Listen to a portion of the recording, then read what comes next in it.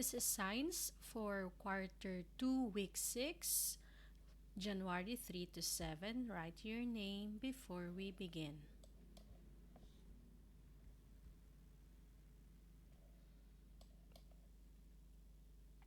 Needs of plant. So, introductory concept, we get our needs from plants like food, shelter, clothing, and to breathe, air to breathe for us to live. Plants too have their needs to grow. Are they similar to our needs? Do all plants have similar needs? Let us find out what are their needs and what may happen if these needs are given to them. So, for our week's learning competencies, at the end of this learning packet, you should be able to cite pieces of evidence that plants have needs to grow, compare the needs of different plants, and describe what may happen to plants if their needs are not met. Now, let's proceed with activities starting with pre-test. Study the pictures below, color it if it is needed by plants for them to grow, and put an X mark on the picture if not. If you'd like to use crayons in marking X, you may do so. So we have soil, water, sunlight, fruits, and care. So which of these are needs of plants? So you have to color them, and if not, you have to put an X mark. So pause this part to finish.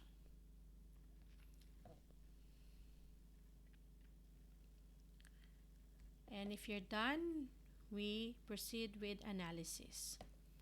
Analysis part A, read and understand each situation and circle the needs or the need or pertaining to one or needs more than one that were not provided to the plant. Okay, so we have different plants, namely A, B, C, D, A, B, C, and then for every plant label, we have a specific situation. Okay, let's begin with plant A.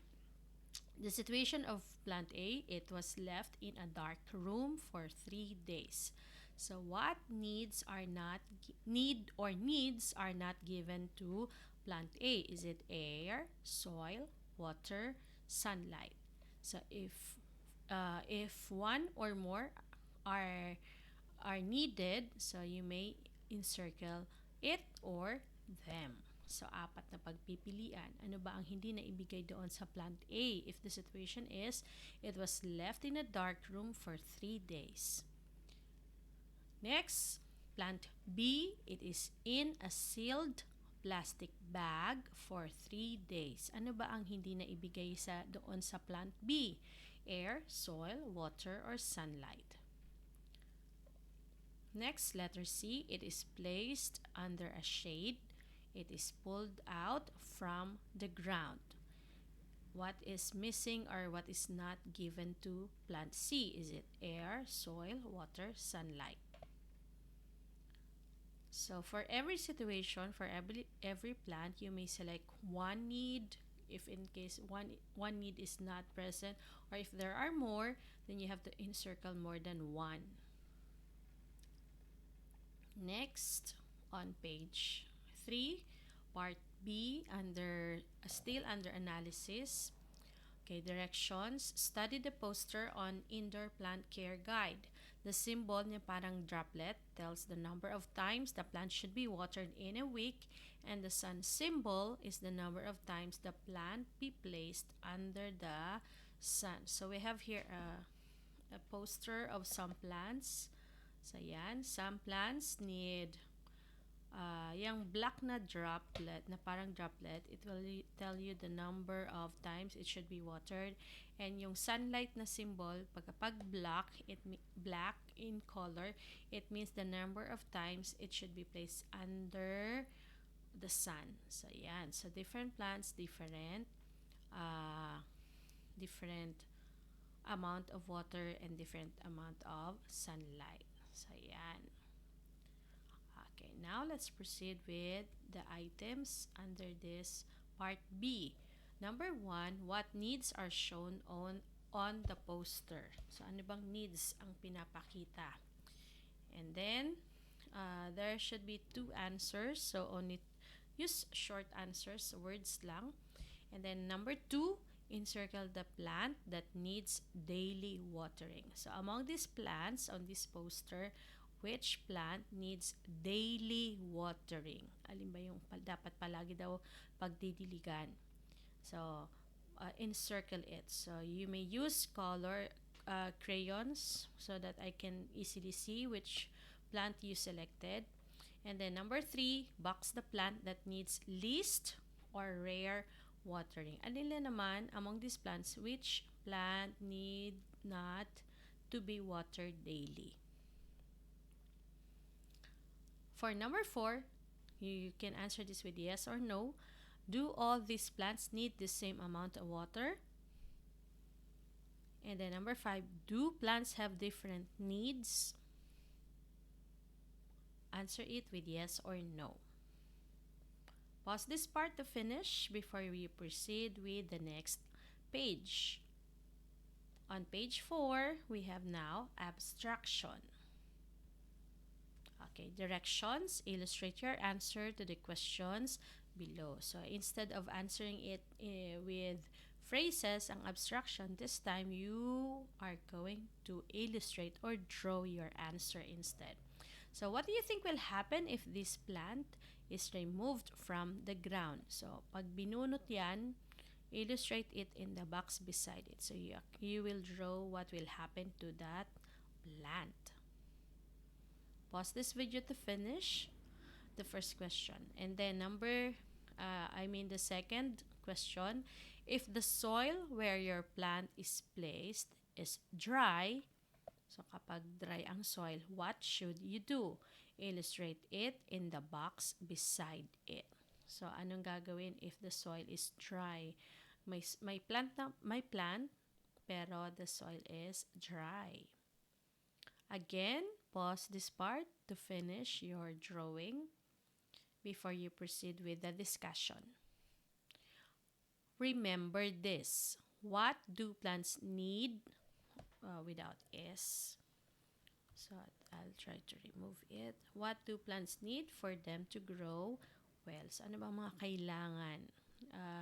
If you can remember when we talk about the human body and then the animals, so merong needs for human beings and then meron ding needs for animals. So this time, we have the needs of plants.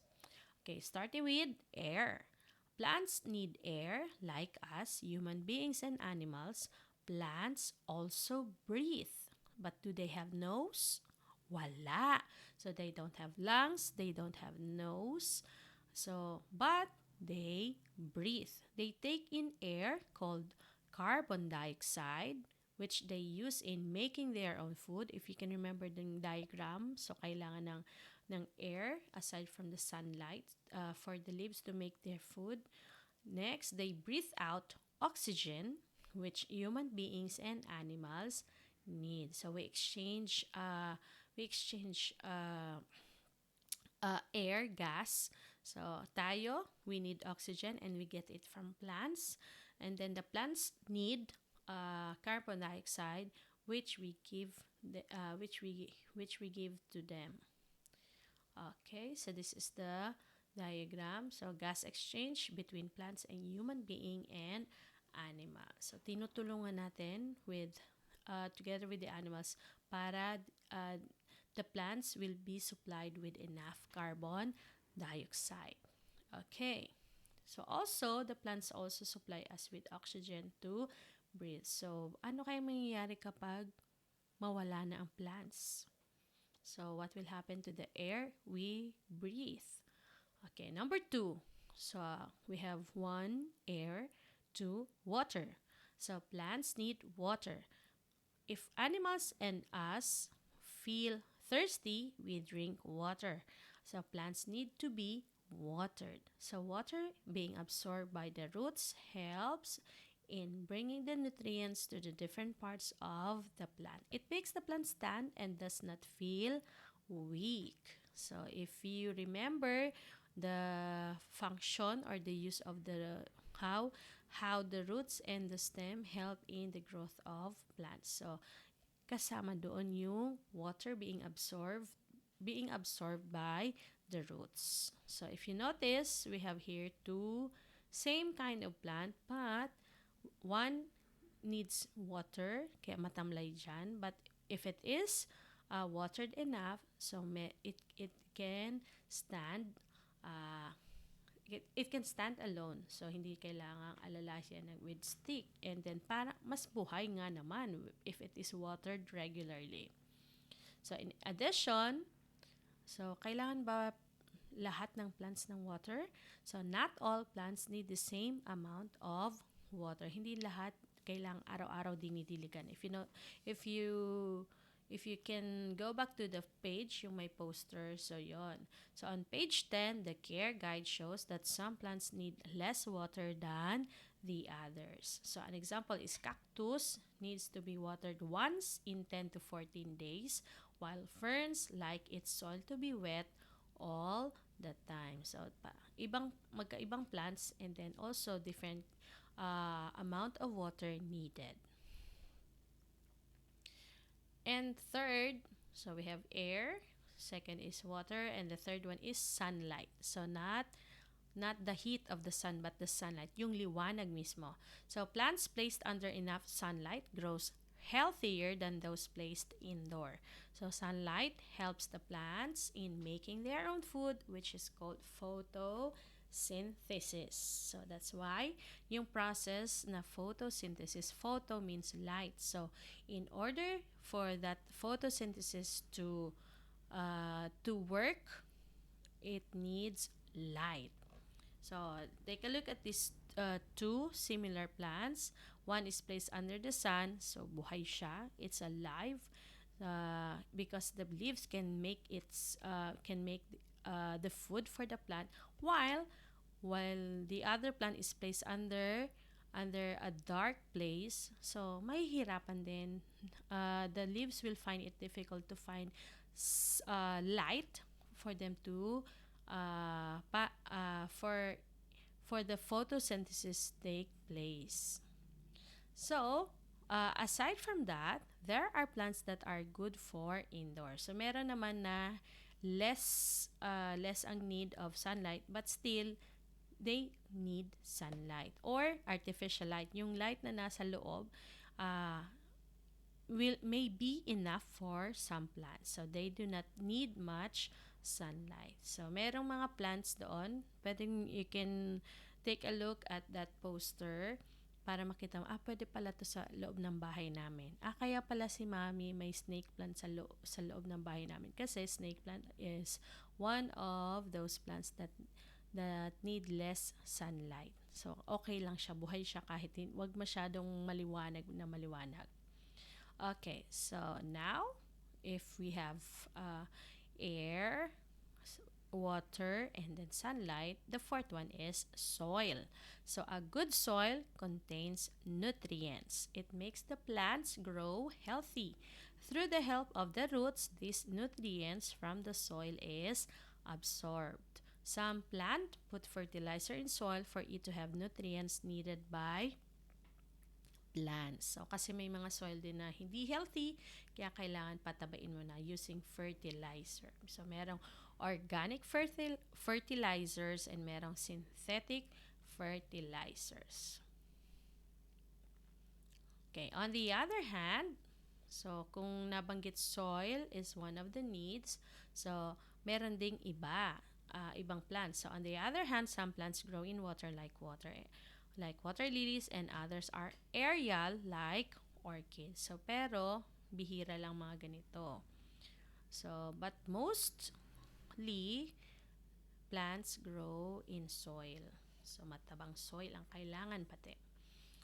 Okay, next, if we have air, water, sunlight, and then soil, the fifth one, this is where we are needed. So, one of the plant's needs is care and concern. Saan ba manggagaling ang care and concern? It's from the human beings.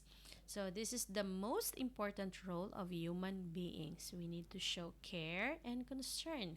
They need us and we need them as well. We should protect them and plant more, especially trees.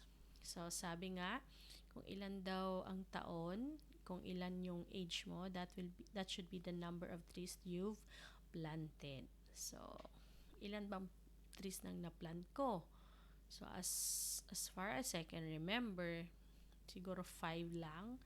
So in my lifetime. Oh, so yan. So kulang pa ako. So I need to plant more para makapantay sa age ko. So for the young ones, kaya pang maghabol. Okay, so now let's go to the next part, application. What may happen to plants if their needs are not provided? Illustrate and color it. Write a sentence about it. So ano bang mangyayari if they are not given their needs? So anong mangyayari? Draw and color and then write a short sentence. So this will be underperformance kaya dapat pagbutihin.